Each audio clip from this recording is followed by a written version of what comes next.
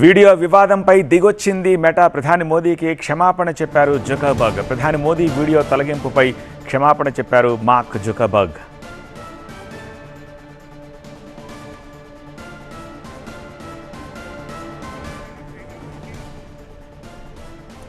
ప్రధాని మోదీ వీడియో తొలగింపుపై ఎట్టకేలకు mark Zuckerberg క్షమాపణ చెప్పారు. వీడియో వివాదంపై దిగొచ్చింది మెటా బృందం ఈరోజు పార్లమెంట్ స్టాండింగ్ కమిటీని కలిసింది. అలాగే ఐటీ శాఖ మంత్రి అశ్విని వైష్ణవుడు కూడా కలిశారు.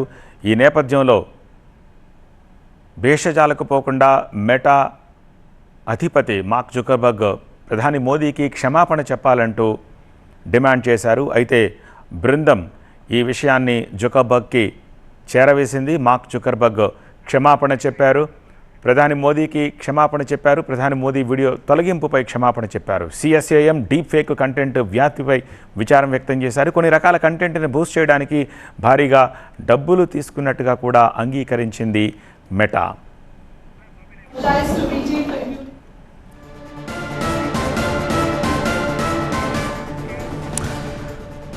మరింత సమాచారం ఢిల్లీ నుంచి మా ప్రతినిధి గోపి అందిస్తారు. గోపి, మెటా బృందం అశ్విని వైష్ణవ్తో ఇంకా చర్చలు చేస్తూనే ఉన్నారు. అట్ లాస్ట్ జుకర్బర్గ్ సారీ చెప్పడానికి కిందికి దిగొచ్చారు. అండ్ కొన్ని కన్ఫెస్ చేసినట్టుగా కూడా తెలుస్తోంది. ఒక్కొక్కసారి బూస్ట్ చేయడానికి డబ్బులు కూడా తీసుకున్నట్టుగా అంగీకరించినట్టుగా. ఏమిటి దీనికి సంబంధించిన ఇన్ఫో? ఎస్, మెటా అధినేత మార్క్ జుకర్బర్గ్ ప్రధాని నరేంద్ర మోదీకి క్షమాపణలు చెప్పారు. ఎటకేలకు మోడీ వీడియోని డిలీట్ చేయడం, యువతను ఉద్దేశించి సమాజ హితం కోసం, దేశ హితం కోసం చేసిన ప్రకటనని తొలగించడం, అలాగే దీనికి ముఖ్యంగా ఏఐ అలాగే డీఫేక్కి సంబంధించిన కంటెంట్ తొలగింపులో భాగంగా దీన్ని తొలగించాం అనే చెప్పడానికి కూడా దానికి సంబంధించి కూడా విచారం వ్యక్తం చేయడం జరిగింది. అలాగే కొన్ని రకాల కంటెంట్ని బూస్ట్ చేయడానికి డబ్బులు తీసుకున్నట్లుగా కూడా ఇటు మెటా అంగీకరించడం జరిగింది. అలాగే ఈ ఏదైతే సేఫ్ హార్బర్కి సంబంధించిన ప్రొటెక్షన్ ఉందో అది మెటాకి వర్తించదు. ఈ వైరల్ కంటెంట్ డబ్బులు తీసుకుని వైరల్ చేసి దానికి సంబంధించిన విషయంలో ఖచ్చితంగా మెటాపై చర్యలు ఉండే దిశగానే కేవలం క్షమాపణతో అయిపోలేదు. సో చట్టపరంగా లీగల్గా యాక్షన్ తీసుకునేందుకు కూడా ఎక్కడెక్కడ నిబంధనలు ఉల్లంఘనకు గురయ్యాయి, ఐటీ చట్టం కింద ఎక్కడెక్కడ ఇటు మెటా నిబంధనలకు విరుద్ధంగా వ్యవహరించింది అన్న అంశాలన్నింటినీ కూడా నోట్ చేసుకుంటున్నారు.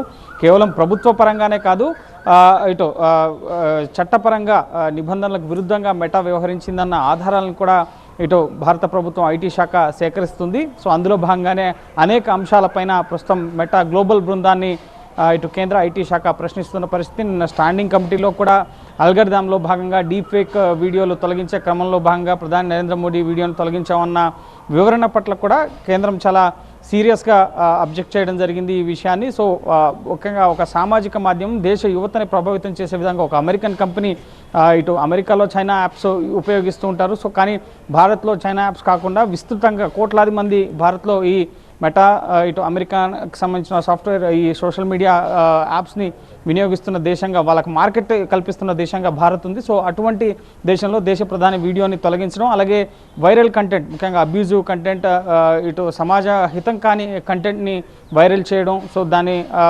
ప్రజలకి యువతకి ముఖ్యంగా ఏజ్ రిస్ట్రిక్షన్స్ కూడా లేని పరిస్థితి ఉంది. సో ఎటువంటి కంటెంట్ ఉండాలి, ఎటువంటి కంటెంట్ ఉండకూడదు అన్న దానికి సంబంధించి మెటా ఎటువంటి చర్యలు తీసుకుంటుంది, వీటన్నింటికి సంబంధించిన వివరాలను కూడా ఇటు కేంద్ర ఐటీ శాఖ అలాగే స్టాండింగ్ కమిటీ మెటా సంస్థని వివరణ కోరడం జరిగింది. సో దీనికి సంబంధించే ప్రస్తుతం మెటా గ్లోబల్ బృందం ఇటు ఐటీ శాఖకు వివరణిస్తున్న సమయంలోనే ఇటు మార్క్ జుకర్బర్గ్ ఇటు ప్రధాని మోదీకి భారతదేశానికి క్షమాపణలు చెప్పడం జరిగింది. ఈ కంటెంట్కి సంబంధించి ప్రధాని నరేంద్ర మోడీ వీడియో డిలీట్ చేయడం పట్ల విచారం వ్యక్తం చేస్తూ భవిష్యత్తులో ఇటువంటి తప్పిదాలు జరగవన్న అష్యూరెన్స్ ఇచ్చినప్పటికీ కూడా వాళ్ళకున్న సేఫ్ హార్బర్ ఏదైతే ఉందో చట్టపరంగా రక్షణ కల్పించే నియమం, సో అది మాత్రం ఎట్టి పరిస్థితుల్లోనూ వర్తించదు అన్న విషయాన్ని అయితే కేంద్ర ప్రభుత్వం స్పష్టం చేసినట్లుగా తెలుస్తుంది. దీనికి సంబంధించి మెటా ఏ విధంగా వ్యవహరించబోతోంది, ఎందుకంటే లీగల్ యాక్షన్స్ వారు ఫేస్ చేయాల్సి ఉంటుంది కాబట్టి, సో ఆ దిశగా ముఖ్యంగా వారిపై ప్రభావం పడకుండా నిబంధనల్లో మార్పులు చేసుకుంటూ సామాజిక మాధ్యమాల్లో వైరల్ కంటెంట్, ఎందుకంటే ఈ డిజిటల్ మీడియా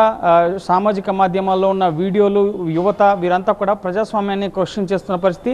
అలాగే కేంద్ర ప్రభుత్వం మరొకటి స్పష్టం చేస్తుంది, ఎక్కడా కూడా మేము ఫ్రీ స్పీచ్కి, భావ ప్రకటన స్వేచ్ఛకి మేము వ్యతిరేకం కాదు. ఎవరి భావ ప్రకటన వారు వ్యక్తీకరించవచ్చు, కానీ దానికి కొన్ని పరిమితులు ఉంటాయి. సో ఆ పరిమితులు ఏంటి, ముఖ్యంగా మెటా ఏ విధంగా ఏ కంటెంట్ ఉండొచ్చు, ఏ కంటెంట్ ఉండకూడదు, సో దేనివల్ల యువత ప్రభావితం అవుతుంది, ప్రజలు ప్రభావితం అవుతారు, దాని కొన్ని నియమ నిబంధనలు, కొన్ని గైడ్ లైన్స్ అంటూ వాళ్ళు పాటించాల్సి ఉంటుంది. కానీ అవేవి కూడా ముఖ్యంగా లేకుండానే ఈ విధంగా డబ్బులు తీసుకొని కొన్ని కంటెంట్స్ని వైరల్ చేయడం, దానివల్ల యువత ప్రభావితం అవ్వడం, సో ఇది చాలా సీరియస్ అంశంగా కేంద్రం పరిగణిస్తుంది. అందులో భాగంగానే మార్క్ జుకర్బర్గ్ క్షమాపణ చెప్పినప్పటికీ లీగల్ యాక్షన్స్ దిశగా అయితే ప్రభుత్వం అడుగులు వేస్తున్నట్లుగా తెలుస్తోంది.